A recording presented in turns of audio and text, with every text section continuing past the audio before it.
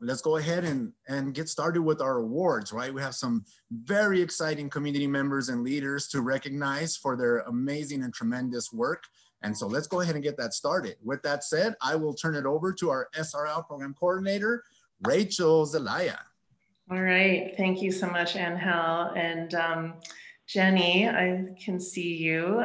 So we're gonna start with you. Do you have your little award with you? You wanna bring that to be a part of this? So yeah, so SRL, as Abby said earlier, SRL totally relies on volunteers. Everything from board members who really do everything in this organization, to our committee members that make all of our programming happen, to high school students helping with EV motorcades and various different activities in the community. But Jenny has been such an invaluable volunteer for SRL this year. Jenny, you are a role model for all of us, for the entire community, especially in living a zero waste lifestyle. So Jenny became a member of our Zero Waste Committee, and as such, she participated in 2 of our webinars this past year, sharing her amazing creative and practical ideas in the living a zero waste lifestyle in the time of COVID, which we put on in July, and then another one in September, food preservation tips and tricks for a zero waste kitchen. Jenny, you are a self-made expert in running a household with as little waste as possible. I'm just so amazed and impressed. On top of that, since January, Jenny has put countless hours into researching, developing, and sewing handcrafted reusable produce bags that we gave away as membership gifts, which really helped to make our summer membership drive successful, but more importantly, helping to reduce countless plastic produce bags from going into the landfill. Thank you so much for doing that incredible project for SRL. Jenny also participated in the Longmont Cleanup Greenup, helping Team SRL to fill 15 trash and recycling bags in our annual cleanup event. And Jenny also made several items for tonight's silent auction, which you can bid on, including amazing homemade curry sauce, chai mix, and then homemade laundry detergent and upcycled dish scrubbers, which are in our zero waste kitchen basket. So SRL was just so deeply impressed with how much Jenny understands the importance of reduce, reuse, and upcycle. And you really walk your talk. You're an example of the power of one individual making a difference, and we are honored to present you with the Volunteer of the Year Award. Thank you so much, Jenny. You are an inspiration. Yay. Wow, those are just beautiful words, Rachel, from the beautiful person that you are. And it's really quite an honor to be recognized for doing work that was just so personally rewarding for me anyway. I can't spend enough time raving about the extraordinary accomplishments of this organization and how it's inspired me, its mission, the dedicated board, and the supporters. I feel so proud to live in this innovative and very caring community. And speaking about the community, many of you know me from my many years of service at the Longmont Clinic as a physician in obstetrics and gynecology. And I had to suddenly stop working to have hip surgeries. And all of a sudden, I was stuck at home, forced to take the time that it would take to heal.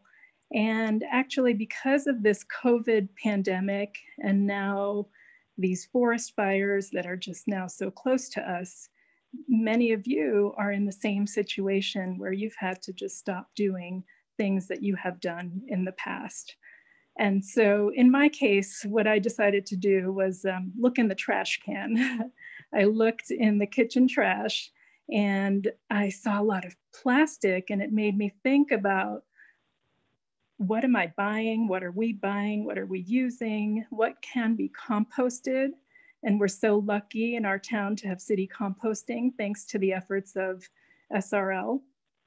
What can be reused, what can be upcycled or recycled. And before I knew it, I was just on this whole new journey of learning ways to make our home more environmentally friendly.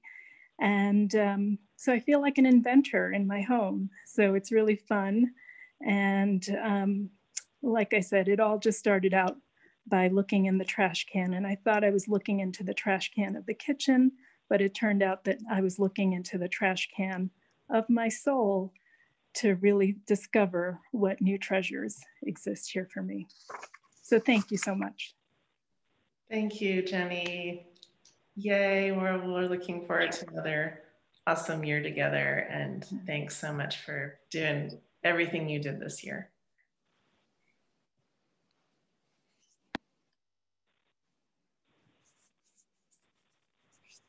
Amazing. Thank you so much, Jenny, for your incredible work, and congratulations. Very well deserved. All right. Let's continue rolling with more incredible people. Okay. At this point, I would like to introduce a person who I consider a hero, a teacher at Silver Creek High School, Barbara Keith. Good evening. How are all of you doing this evening? I want to thank the Longmont Sustainability Committee for inviting me to present this award this evening to just one of the most outstanding young ladies that I have had the pleasure of working with. And for the past year, I've been working with Allie Hummer as a student in my environmental science class, and also as a leader in my environmental club at Silver Creek High School. One of the things I noticed about Allie is that she exemplifies a vision, because she advocates through her actions with numerous environmental programs that are very important to this planet. She looks at climate change with a different vision than what I see most students looking at climate change. She works with programs that she likes to do with her school club, her Earth Guardians, and then the SRL program with the city of Longmont. Her role has been one of leadership, and she encourages others by doing further environmental activism with local programs.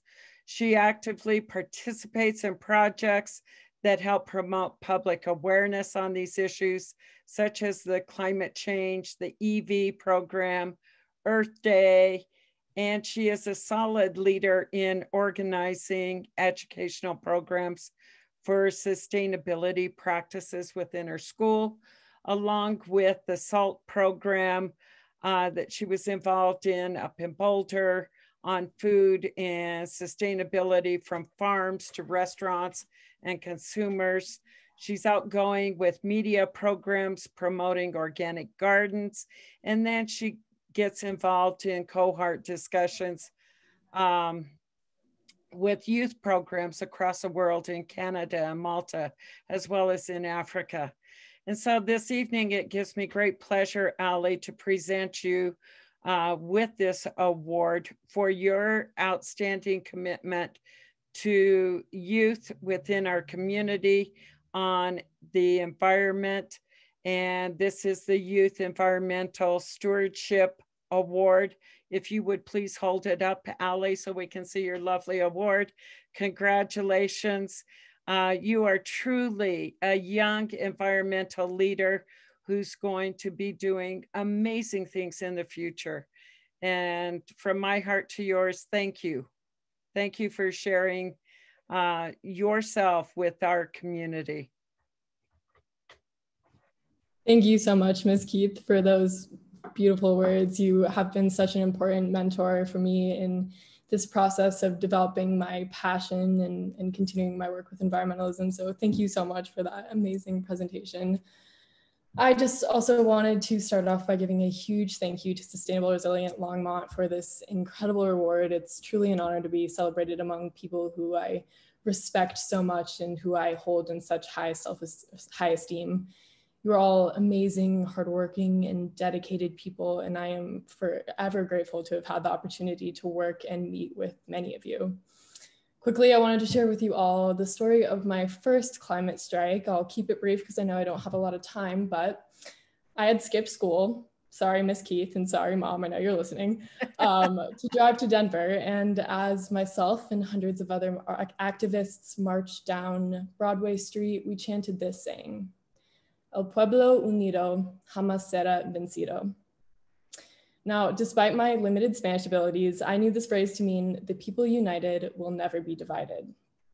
And as I stood on the stairs of the Capitol building, looking out at the colorful and diverse crowd of people and signs before me, I knew more than ever that this was true. Us activists were a group of great variety. We were Black, we were white, Native American, and Hispanic. We were children on the shoulders of our parents, adults in our work clothes, and elderly in wheelchairs, but together we were not defined by these distinctions. We were united in our passions. And thus is the beauty of environmentalism, the unity. It connects people on a deeper level than skin and gender, on a level of passion and love for our shared home. I found this community of activists to be overwhelmingly accepting and welcoming, because when we unite under our similarities instead of fighting over our differences, we build a community so strong and loud and powerful that, just like that saying, it cannot be divided. So as I continue my work with environmentalism, I will strive to build connections between as many people as I can and create unity and community within our town and within our government. Likewise, I encourage you all to find the passion within yourself and look for ways to connect with other like-minded people and build a community of advocacy and change. We are strongest when we are together. Before I go, quickly, I just want to remind you all to please exercise your right to be heard and represented in our government and vote in this crucial upcoming election. Thank you so much.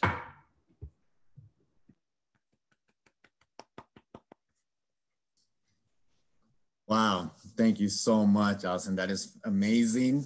And to quote our own Eric Frankowski here, our future is in good hands. And I just wanted to highlight that the most significant movements and current were youth-led. So thank you for your continued work and continue that charge. All right. I'd like to bring up our next presenter, somebody I consider a personal friend, amazing young man who's done tremendous work across this community, has been a key figure in elections here for us that have created change for our community. So I want to bring forward Jake Marsing. Well, thank you, Angel, and thank you so much to SRL and to Abby and to the entire SRL team, Rachel, for making the modification and putting on a great event. The work that SRL does in this community every single year is so remarkable and so crucial, especially as we look at our window right now. We look at our window into our backyards and we see the absolute devastation that is being wrought on neighborhoods and on places we all know and love. I'm thinking about places right along Highway 36 that I was just visiting last night that I think we all know and care about. And the work that this group does is so critical to fighting the effects of climate change, to standing up for sustainability and doing all we can to make that happen. But it doesn't happen without great policymakers. We can't do these things as advocates. We can't do these things as activists without having policymakers who are ready to step up and make change happen, and ready to step up for sustainability, step up for environmental protection, ready to step up and do the right thing. And that's why I'm so honored to be able to present an award tonight to one of our phenomenal local policymakers who does exactly that day in and day out. And that's Council Member Susie Hidalgo-Fahring. I absolutely, we can give applause for Susie. Susie has done a phenomenal job in just the first, year and a half that she's been on council, standing up for sustainability, standing up for our environment, standing up for our planet, consistently doing the right thing, making the right decision on these critical issues, on these critical questions of environmental sustainability. And I think for Susie, it comes down to the fundamental relationship that she understands between equity issues, between equity and social justice and environmental justice, and how those two things are entirely interwoven, and how it's so critical that as a policymaker, you're willing to go to bat to stand up for sustainability in all its forms, which is what Susie does every day in and day out. And I think that's informed by her own education, and her own profession as a public school teacher. I know every single day she does what she can to teach her students about how to protect the environment, about how to reduce, reuse, upcycle, recycle, all the critical things that we've already discussed tonight. Susie is doing that work not just as a policymaker, but in the classroom as well. And as someone who is going into education myself, I am growing more and more. I admire her for the work that she's done in education and public policy. And I'm so lucky, honored to know her, so honored to now be a constituent, a resident of her ward. She does a phenomenal job for us each and every day. So it is my honor and my privilege to present the 2020 Public Servant of the Year Award from Sustainable Resilient Longmont to my friend and a phenomenal public leader, a phenomenal public servant, Councilmember Susie Hidalgo-Fahring. Thank you. This stuff is really uncomfortable for me. I'm used to doing the work. I'm coming into my 27th year of teaching and my 30th year of advocacy work around social and human and civil rights issues. And, I'm used to being behind the scenes. I don't like it. This is really uncomfortable for me, but I'm trying. But thank you so much. I'm humbled to receive this award from SRL. I've been so impressed and have so much respect for the work that they've done in advocating for, and you see it stated in their mission statement, environmental protection, responsible economic growth, and social equity. So, and that is my passion, the heart of my work that I do. These are my values. Their values are my values. So I cannot express how honored I am to be recognized as Public Servant of the Year. So, and this is my first year in office. Actually, November will be 1 year. So I haven't even come to a full year yet. And I feel like I've been here for 10 years. Being in the midst of a worldwide pandemic and an ever-growing climate crisis and civil unrest, unlike anything I've seen in my lifetime, I feel strongly in walking the talk. It is the duty and responsibility of leaders, such as myself now, to be the voice and the advocate for the defenseless, our youth, our vulnerable and marginalized communities. We owe it to our residents to put people before profits. It is our obligation to ensure clean water and air. These are basic, fundamental human rights. Regardless of the color of your skin or the size of your wallet, everyone deserves these basic needs. As leaders, we must prioritize in sustainable energy, zero waste, and protect the fragile ecosystems in which we share these spaces with. This land is not ours. It was never meant to be owned or pillaged and not here for us to use as we please. We are borrowing this space. We are on borrowed time. Sadly, the impacts and damage people have created will be irreversible if we as a collective do not act now. The time is now to lift each other up, empower our community to take this action in the fight for our lives. We each play a vital role in putting an end to climate crisis. My hope is that through my work, I can inspire others and move others to take the lead in social justice and environmental justice. And so I'd like to end with a little, so this is I have a little, I don't know if you can see that from here. This is my little quote. I got this years ago, my work back in California. This is a phrase I often say in the back of my head when I feel discouraged, when I feel just like throwing in the towel, just a little, be the change you wish to see in the world. Something very simple, but it's, be the change you wish to see in the world. And I'm trying to live by those words. Thank you.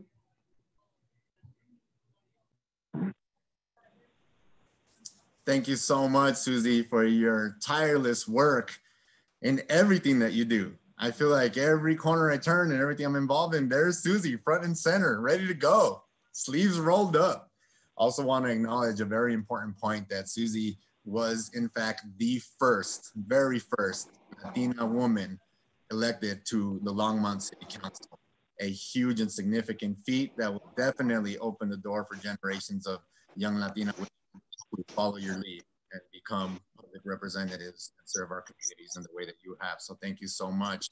And again, another superhero here with the cape, just like Miss Barbara Keith, a teacher. And so thank you so much for that. Okay. Moving on to our next award, the Carbon Free Crusader Award, going to be presented this evening by Mr. Eric Frankowski. Hi, can everybody hear me? Okay. I first met Steve about 12 or 13 years ago. I think it was 2007, and we had, in my occupation, we just kicked off a campaign to oppose Tri-State Generation and Transmission's plans to build 3 new coal-fired power plants in its system. Steve, who lives just outside the city limits on the southwest side of Longmont, gets his electricity from Poudre Valley Rural Electric Cooperative. And he was there at one of our first kickoff meetings, ready to throw in and volunteer his time and expertise to, essentially to help us stop these plants. And here we are more than a decade later, and I've had the pleasure of continuing to cross paths with Steve over the years through our ongoing work on Tri-State and more recently during my tenure on SRL's board. I know I have to be brief, but there's a reason Steve is being honored with the Carbon Free Crusader Award tonight. And it's because, like few other people I know, Steve walks the talk. His home and his water are heated with ground source heat pumps. He has 21 kilowatts worth of solar panels on his home, triple paned windows, a heat exchange ventilation system. He has 2 electric vehicles, the first of which he bought 8 or 9 years ago, long before any of us were even aware that there were electric vehicles on the market. His carbon-free dedication is so notable that Governor Ritter in 2009 chose his home as the backdrop to sign into law Colorado's first clean energy measure. That's pretty notable. Steve has been a regular contributor to SRL's Renewable Energy Committee. He serves on the Colorado Renewable Energy Society's Policy Committee. And if you really want a sense of how committed he is, he's spent the past 13 years regularly attending monthly board meetings for his rural electric co-op. And through his tenacity, he's slowly helped turn Poudre Valley into one of the most progressive co-ops on Tri-State systems. I challenge you, attend one of those meetings and you'll understand what doing that for 13 years in a row means. SRL is very fortunate to have Steve as one of its dedicated supporters. And truly, we could think of no better role model to present with the Carbon Free Crusader Award than Steve. And I hope Steve is still on.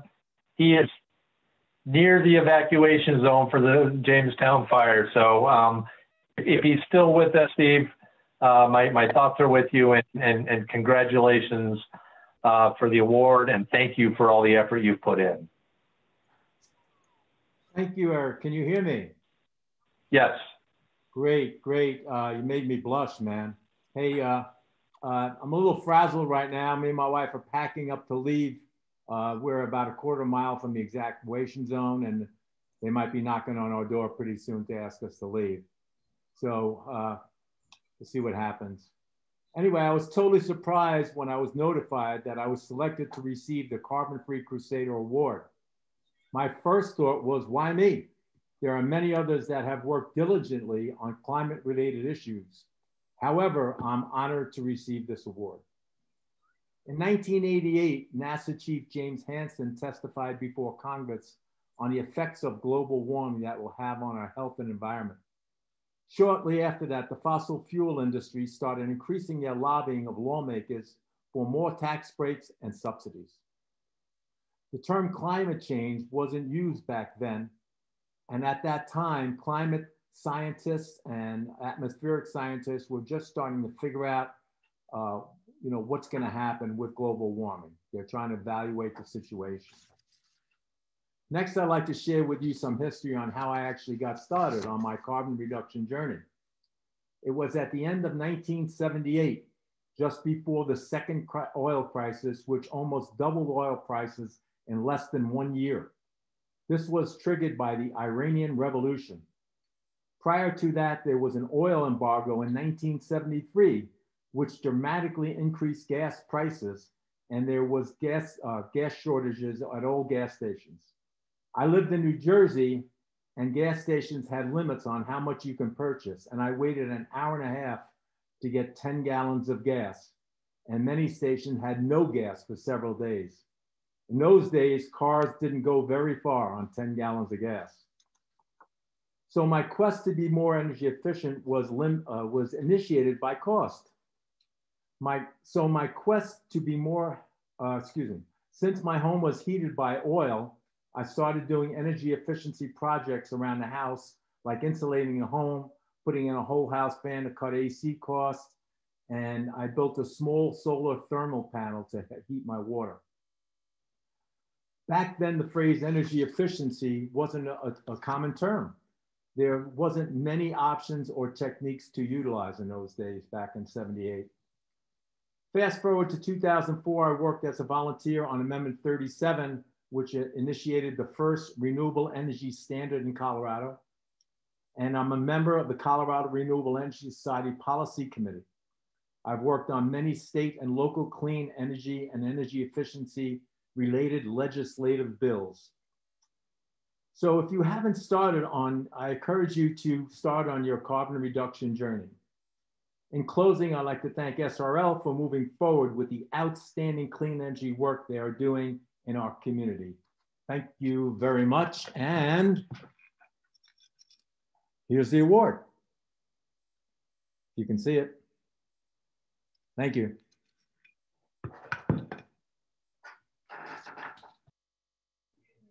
I just realized I forgot to share mine too. There you go. Let's hold them up. Let's hold them high and proud.